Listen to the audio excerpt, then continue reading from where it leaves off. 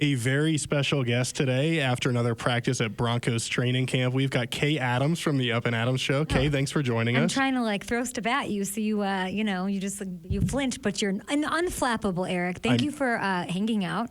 Thanks for being so welcoming to practice today. It is always a pleasure. Of course, thanks, Kay. Got to throw maybe a little bit more at me to get me to break there. Oh, there's nothing to throw at you. Let me see. All right, go. What do you got? You were out here at practice last year and then again today.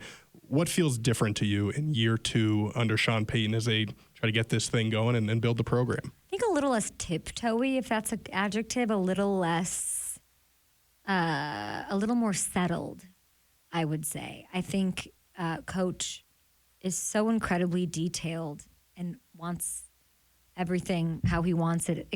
I don't know this, but I can't imagine it was easy to do that in short order.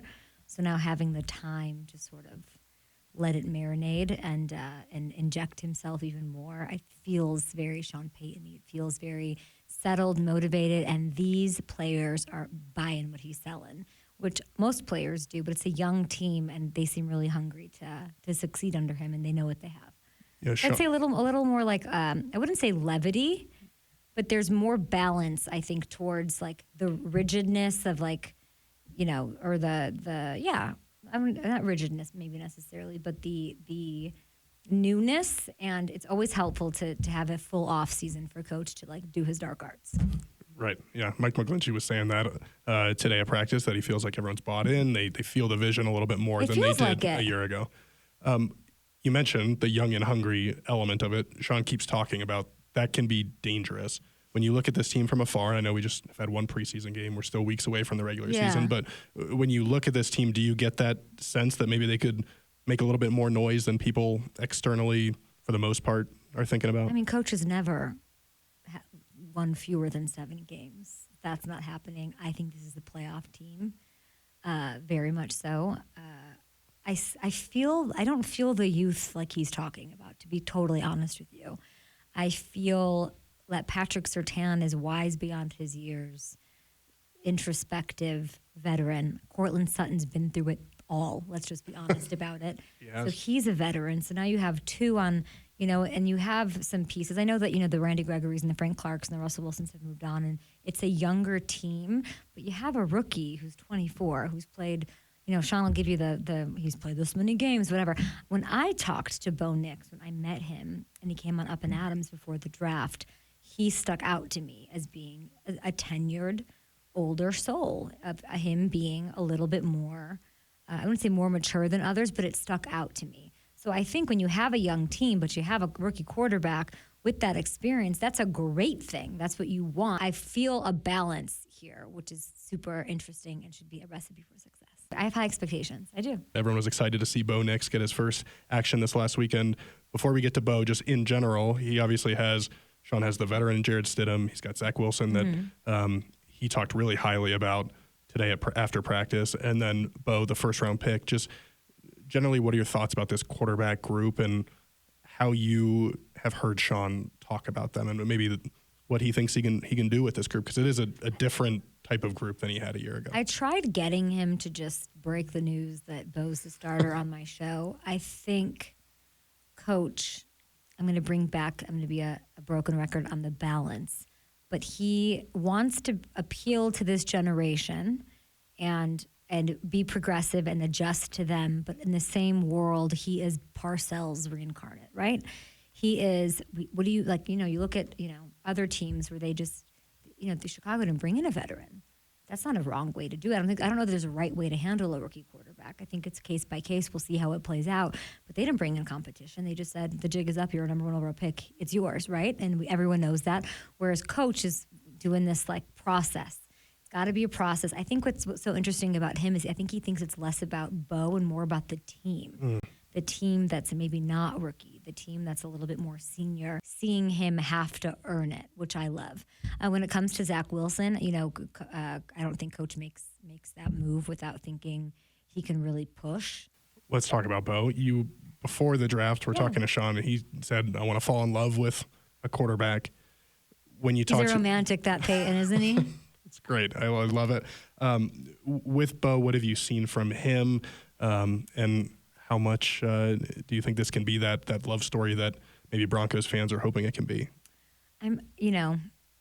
You don't want to overhype, and so I'm not going to do that. I think undersell, overdeliver is always something that I adhere to. I can tell by being here.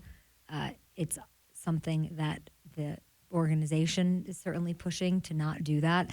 But when all is said and done, can he be the best rookie in this class? Sure, I think we'll have a tremendous year. Hopefully, the wide receiver room seems freaking fun. Like that, there's a lot of depth. There's a lot of height. A lot of teams have speed and zigzag, but we've got some towering wideouts here. It's a dynamic room. Mims, of course, the speed guy. So there's a lot of fun. Tim Patrick hopefully can come along, and they're going up against Surtain, right? They're iron sharpens iron, as both of them told me. Cortland Sutton and Patrick Surtain, and Riley, of course. We can get to that in a minute. So I would say, as far as Bo, I see him hitting Cortland a lot, which I think is a beautiful thing. I want to buy into the process, but we're all waiting. I'm thinking it gets done in a week or so, but there is something to letting someone earn it, even though we know it's up. Yeah, and he'll get the start this week against the Packers, so that'll be exciting. First one at home. It'll be interesting, too, because I did, the J.J. McCarthy thing. Like, how does that play into the decision? Everyone, like, if you're a beat reporter, you're like snap count city. What's the plan?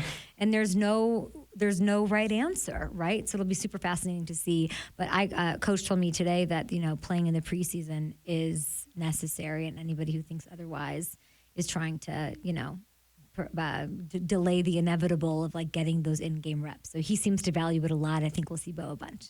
That's great. Last one for you, Kay, is just you mentioned Cortland. Pat, Tim, anybody else on this roster that you're just excited to see? Or Riley. Yeah. What do you know about him? You tell me. I haven't been here. About Riley Moss? Yeah. He's competing for that job. He with Damari Mathis. Got some he's experience. Looked good. Yeah, second-year guy. He was injured last year in camp, so he played catch-up last year, but good athleticism. Surtain told me that he could be a starter in this league, which I'd love to see. I'd love to see somebody opposite Patrick. I can't imagine how much Patrick has rubbed off on him, even just through osmosis. Surtain's my favorite Bronco. So he's great, and he's like you said, very mature. And whoever does it feel like a young team to you? I think that that's a good question. I think that this draft class to me really stands out, and I think Sean has mentioned in some other interviews that you could look back in a few years and say, hey, it's like that initial draft class in New Orleans, or the one, I think maybe 2015 or 2016 in New Orleans, that just a foundational type draft class. And it felt like this past weekend, they all made an impact. And whether it's Bo or Jonah Ellis or Devon Vele, who was a 7th round pick and is just making catches day after day, that's where I think to me the youngness feels like it is. Well, the benefit of youngness, as somebody who was just with the Packers a couple of days ago, is that you don't know what you don't know, and there's a fearlessness. If I think back to when I was young, it's like I don't know that I don't know what I don't know, and there's a strength to that. I think speaking of the Packers, they were robbed of that with their loss, obviously the way that it went when they got knocked out, but they're right back at it. I think that's what makes a young team dangerous. It is being fearless, and if there's one fearless maniac play caller out there, you got him. So there's that. Do you like how I turned this around on you and started asking you questions? Nice. You're a pro. It's called deflection. Well, we are excited to see how it all turns out. We're so glad to have you join us today. Thank you. Again, that's Kay Adams from the Up and Adams Show. Kay, thanks so much. Which game should I come to? Which game should you come to? Well, obviously, week 2 Steelers, right? Week 2 or 4? Week 2. Week 2, yeah. That's an exciting one. I feel like I'm going to try to do Texans Colts week 1 because that just revs me up. Stroud, Richardson, like their friends. It's exciting. The last year playoff stuff. And then I feel like I mosey over. It's here, right? It's here.